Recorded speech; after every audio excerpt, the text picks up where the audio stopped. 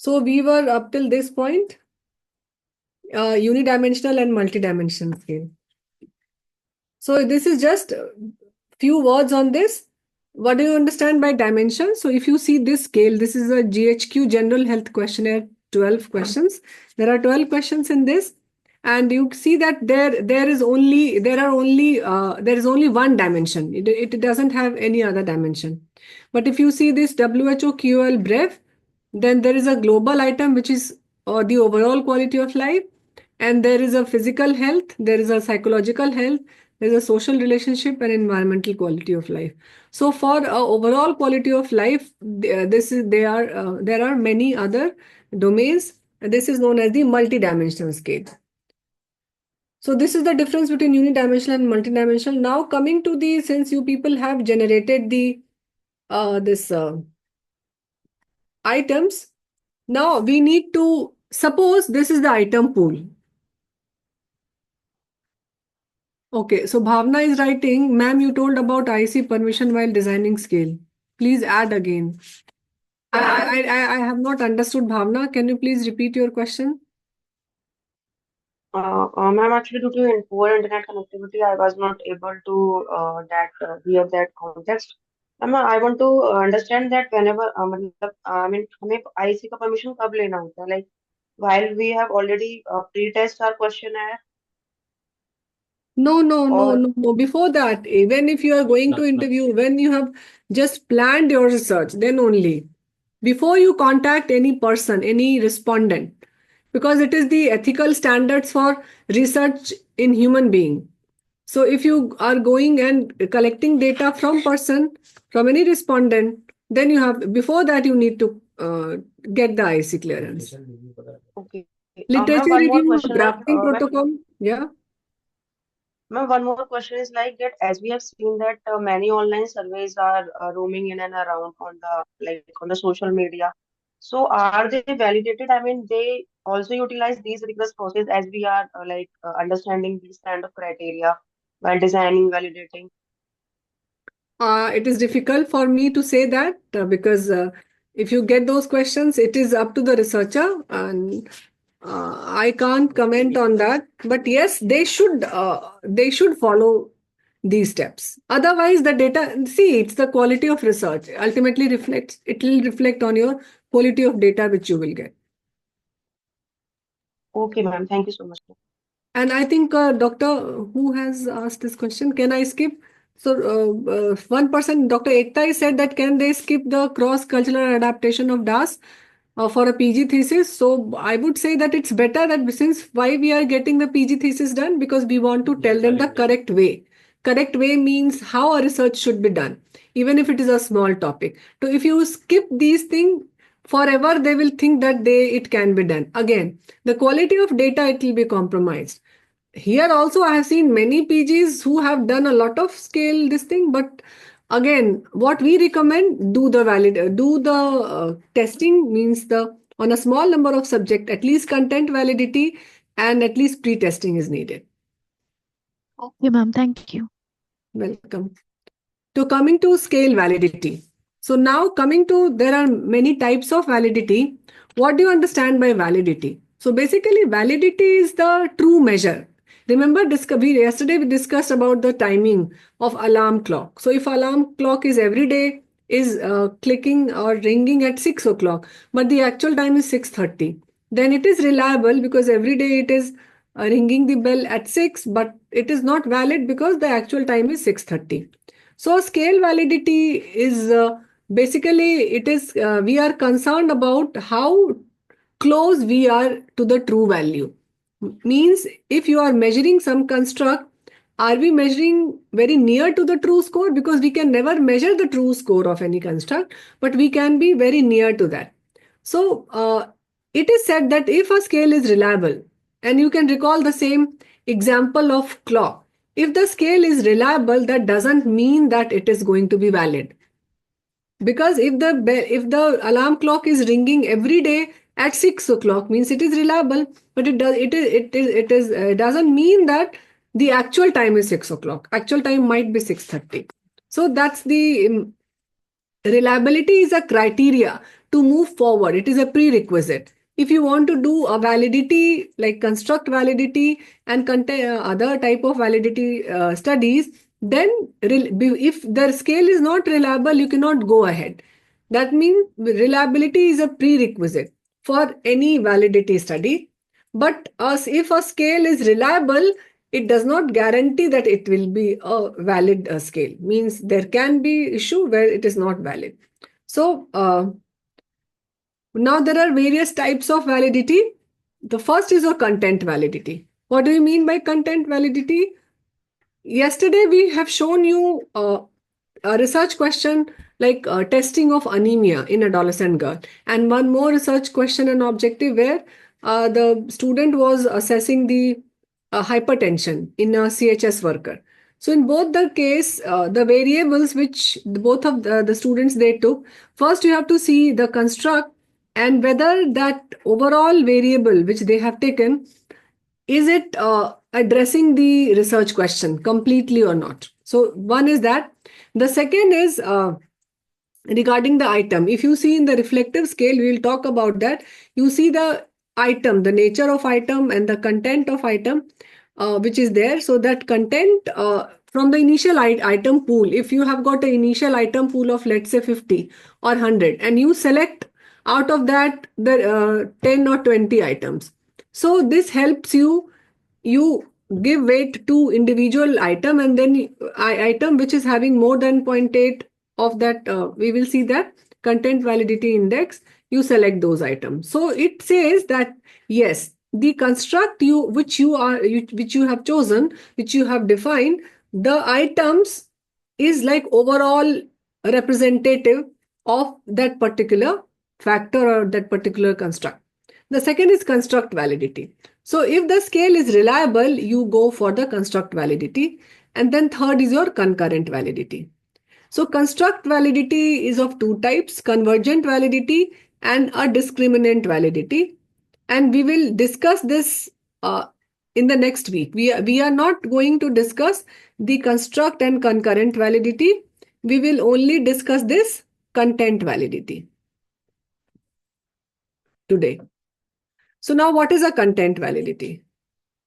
So content validity is, we define content validity as a degree to which a appropriate sample of item, it represents the construct being measured.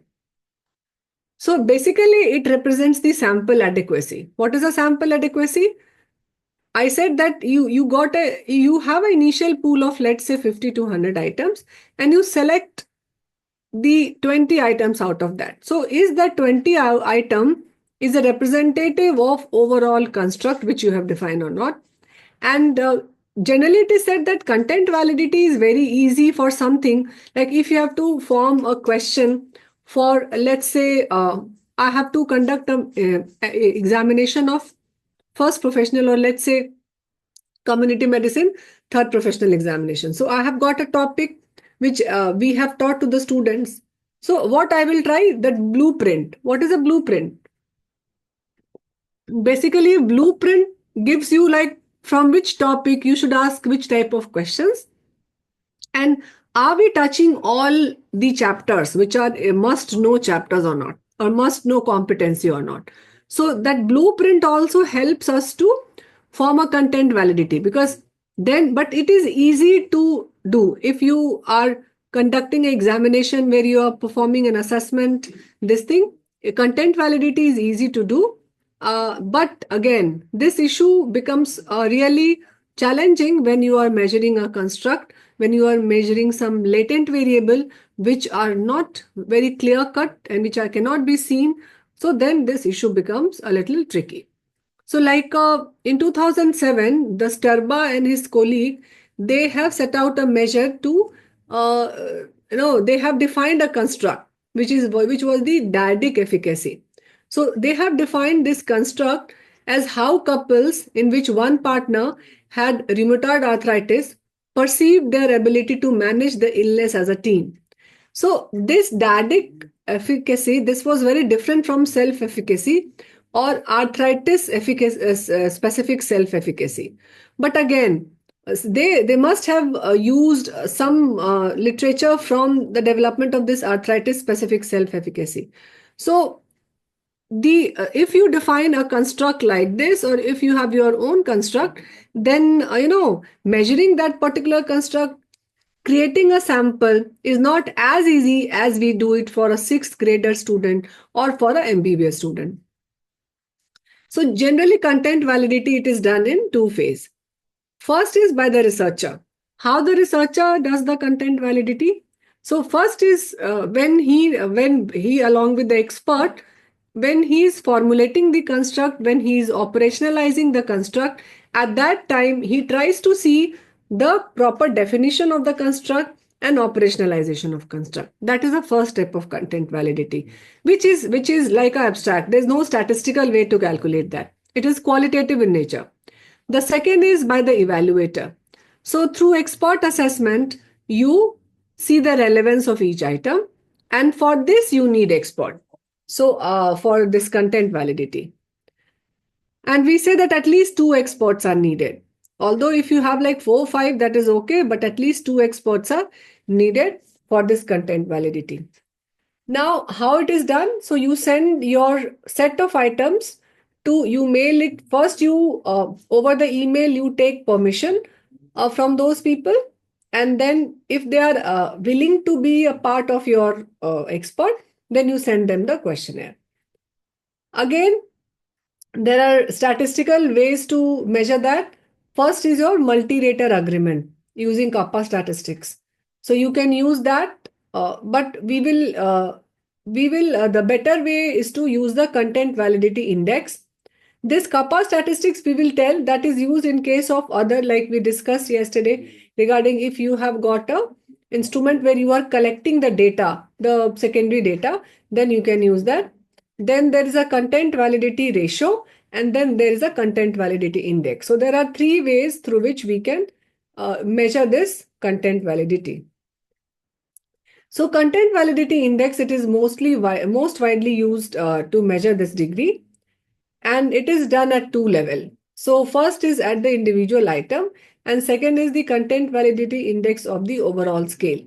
So for a minimum of 3 experts are needed. Again, I said that 2 also, but again 2 to 3 experts and maximum of 10. Many experts are not needed. Why? Because then there is a difficulty in getting the agreement, and it is difficult to get those many experts also. There are other methods like universal agreement method and all, but generally we don't do, and that's why if you see the literature, generally they say that you can go ahead with this content validity index. So how you send them this response format also? So they have to give the response of these any item on these 4 points. So first is your not relevant. So if the expert think that the item is not relevant, they will give a score of 0. 1. If they think that it is somewhat relevant, they'll give a score of 2. If it is quite relevant and highly relevant, then they will give 3 and 4 respectively. So generally we take these 3 and 4 as a yes, go ahead, as a nod or say green signal for taking that item. So if you calculate the overall item validity, so if the individual content validity index is more than 0.8, then you will keep that item and that item is considered valid. And if the value of this overall scale CVI or individual CVI, if it is also both the cutoff value is same, it is 0.8 and it should be more than 0.8. So this was the content validity index. So remember, we have to count the number of experts who have given the score of 3 or 4 to any particular item. The next is your content validity ratio. This is for academic purpose we are telling you, because you may see in many literature, it has been given by Loshi. That's why it is known as Loshi method of estimation of content validity. And here we have got 3 scales. There you have got 4, but here you have got 3.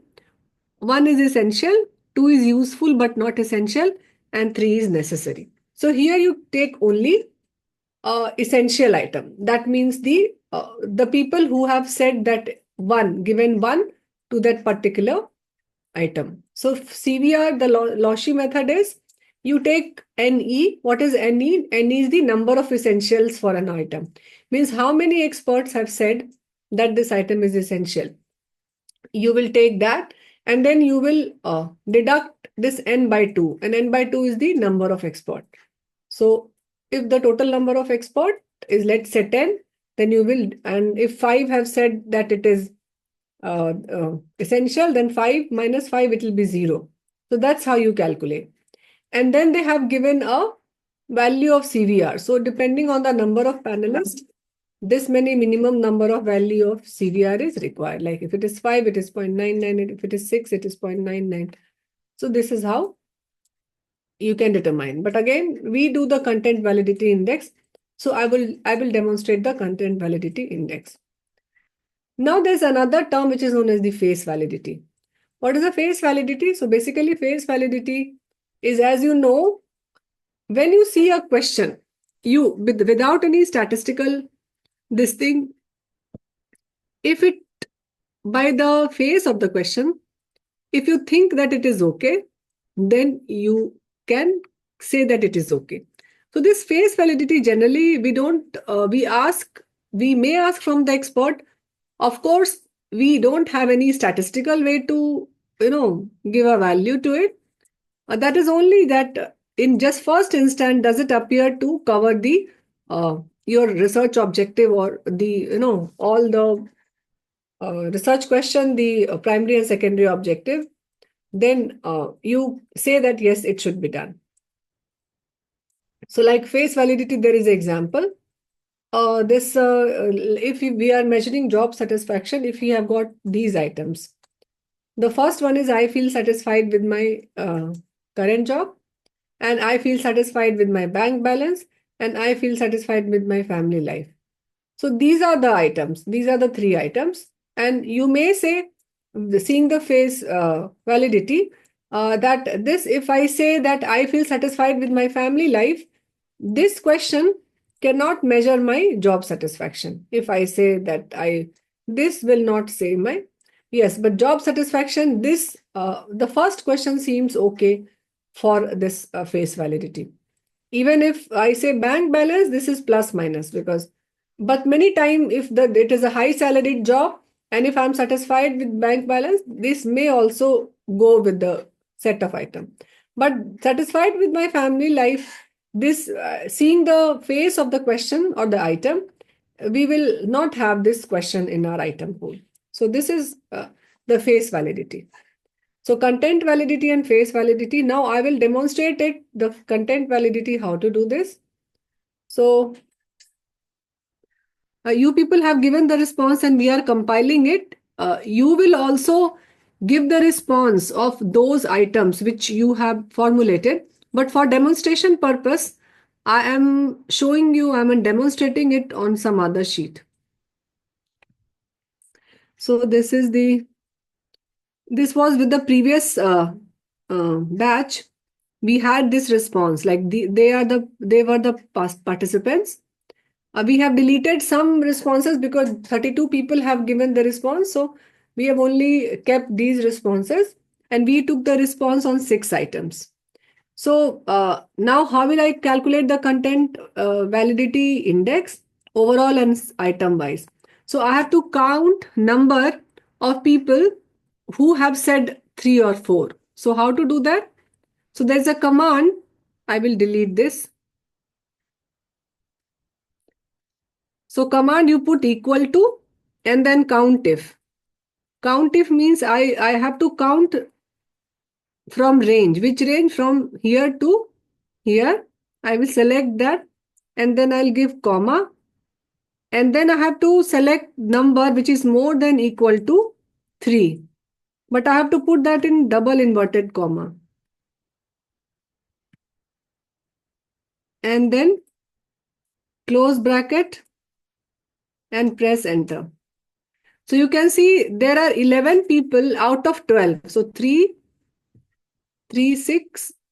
So 12, there were total people 12. So if it is the 12, again what I will give? I will divide this by number of people. So there were 12 people. So the content validity index of this item is 0.9. And if you just put this, then the content validity of this item, it is very less. It is 0.1.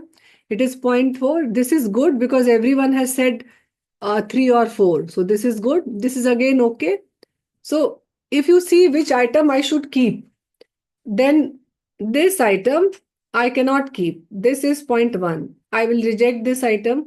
I will reject this item. And I will reject this item. So out of 6, only 3 I will keep. This 4th item, first item, and this 5th item. So this is again an overall scale. So this is item wise content validity, and then you should calculate the overall content validity also. So overall you can do like this, and you can calculate the average.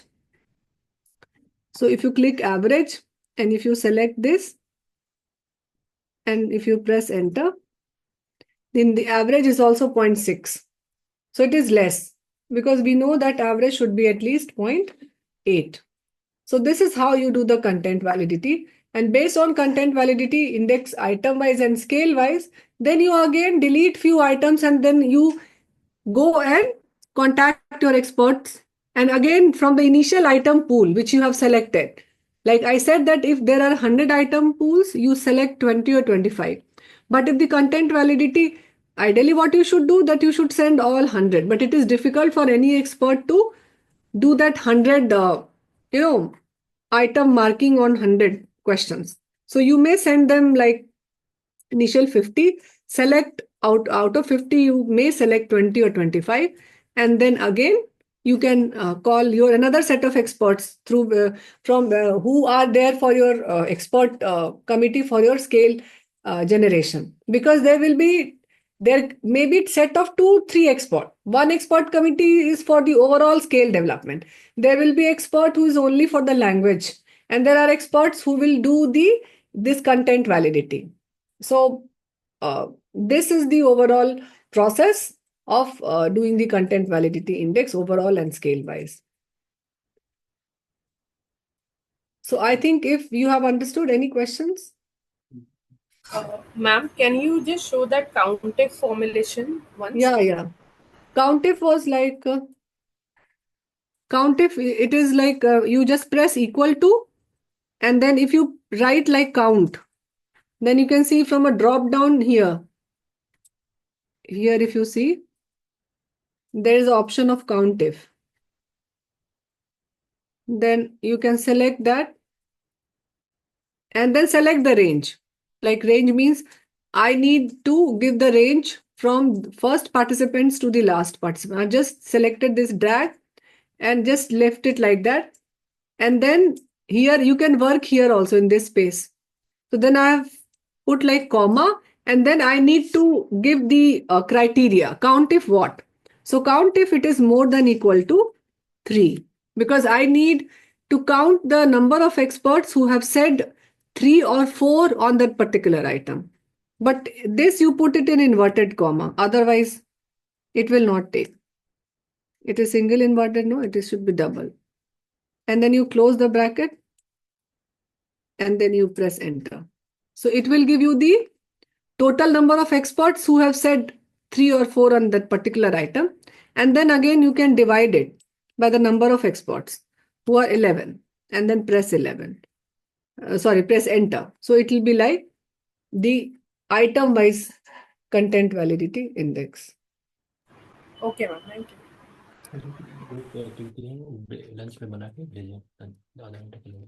Okay, and Ashwati has written whether experts rate only relevance or also clarity. That we will discuss. They rate on relevance and clarity also.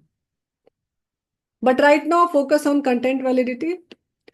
Ekta, ma'am, if CVI is better than CVR, you can use any one indicator which you want to show. If it is CVI is better, then you show CVI. As a single investigator, we have to form the expert committee. Yes, Dr. NC, you should have.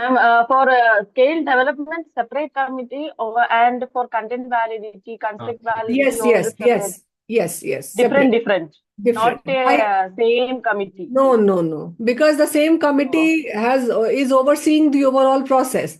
So that committee is like mainly seeing the overall process. But if the same committee is doing, then there will be bias. okay, ma'am. Okay. And then Divya has asked, Always it's better to, yeah, you said? always better to keep the different committees for each Yes, yes. houses. Because if Okay, I'm ma'am. the Okay. expert for my scale, I might bias, out of bias, I might say all the content is good. All the items are good. Oh, okay, ma'am. Okay. Okay, ma'am. Thank you, ma'am. And Divya has said, like, who has said, because Divya here, if you see this, you can see that in content validity, you have sent these 4 response point to the experts. So you will include only the items which are quite relevant and highly relevant. You will not take items which are somewhat relevant or which are not relevant. That's why it is like 3 or 4. There are only 2 responses.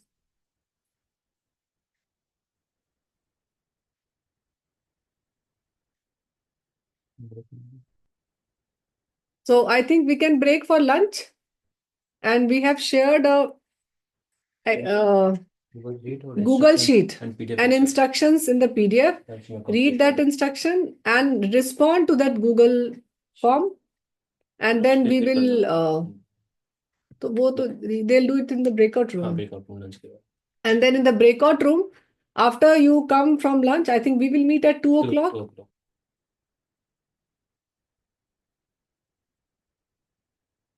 I think 27 people are there. We will start with the session. So we have shared the Google form with you for the response of content validity exercise, Google Sheet. And I think we have taken how many? 16, first 16. 16 responses. First 16 responses. After that, because we had to compile that and we had to share that sheet for you people to calculate the content validity index. That's why the people who are responding during the later part of this break, we have not included their response. So please don't mind that.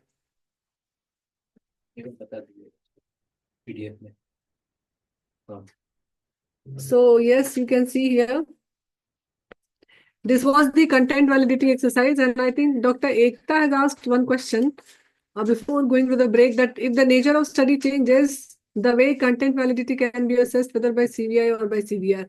So you can choose any one criteria, CVR or CVI, up to you. But no need to change if the study changes, because it's the items will be there and experts will be there. How, after taking the response, it's only the response format which is different. In case of Loshi method, the response format is 1 to 3 and you count 1, and again there, depending on the number of experts, the value changes. Here in CVI and CVR, it's 0.8, more than equal to 0.8 for any number of experts. So that's why it is up to you what you calculate, CVR or CVI. And if the method changes, no need to change that method of content validity, calculation of content validity. Coming to this content validity, apart from the relevance, you have seen that which we have shared the Google Sheet with you people. And apart from the relevance, the content validity is calculated only for the relevance. But in that question, there are other rating scales for the clarity. What is clarity? How clear and easily understandable is the term, is the item. Then the simplicity. Item should be simple. We have seen in the item formation that item should be simple. And in regarding the ambiguity, there should be no ambiguity or less ambiguity. So here you will see that a lower score is preferred. Means if the value is 1, that means it is less ambiguous. And if value is 3 or 4, then it is more ambiguous. So this was the Excel sheet which we have shared, Google Sheet. Then coming to, so you have responded on all these 4 components: relevance, clarity, simplicity, and ambiguity. But for ambiguity and simplicity, there's no need for you to, like you can see, this was the sheet. So you can see the color, various color coding. This green sheet is only for the relevance part. This yellow is only for the clarity. So clarity here, it is a subjective thing. The analysis will be like a qualitative. You don't give any score or any overall scale or item score for clarity, for simplicity, and for ambiguity. You only calculate the score, which is the content validity index regarding the relevance of the article for the measurement of a particular construct. So Monisha is asking, overall CBI can be calculated after eliminating items which don't qualify.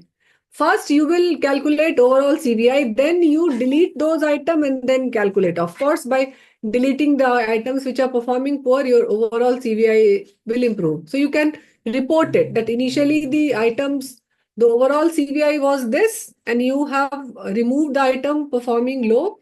And then after removing that item, your CBI is now probably more than 8 or 0.8. Do we need to report for face validity? No need for face validity. Face validity, it is generally not reported.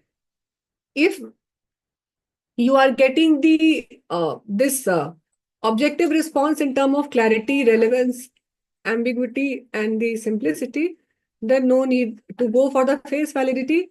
Face validity, I have only told you regarding the other questions probably, which are there, other items which are there in your scale. Regarding this construct, generally we don't do face validity. That is not done. Because if you do these activity, automatically the face validity will be done because it is more structured. Now, so we have shared the Google Sheet with you. And I think then you have to start with this activity, calculation of this CVI. So I think they have to go to the breakout room. No? breakout room. So you have to, Anand, can you please open the